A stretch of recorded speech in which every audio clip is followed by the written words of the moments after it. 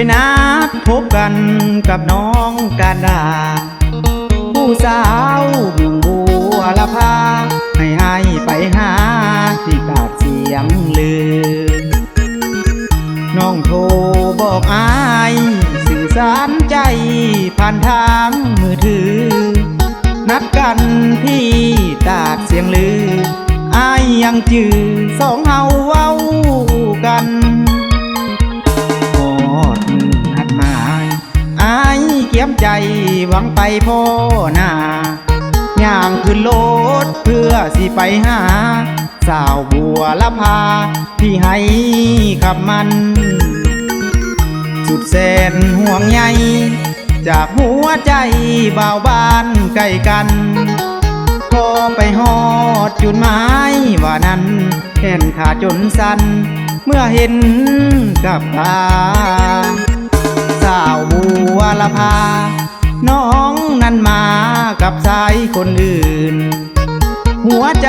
อ้ายสุดกำคืนยืนแนมพร้อมทางน้ำตาที่ตาดเสียงลือน้องบ่จือคำที่สัญญามีแฟนใหม่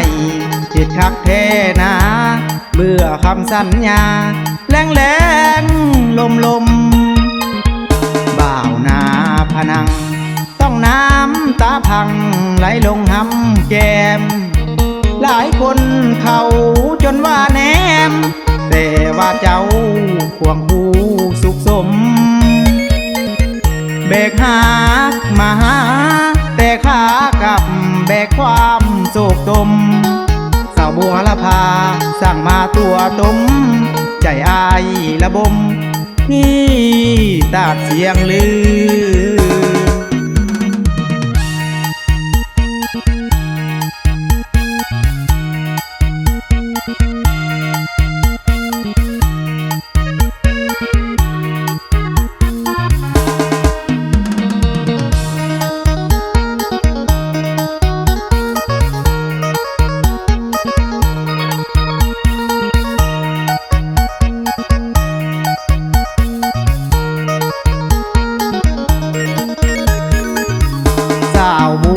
ละพา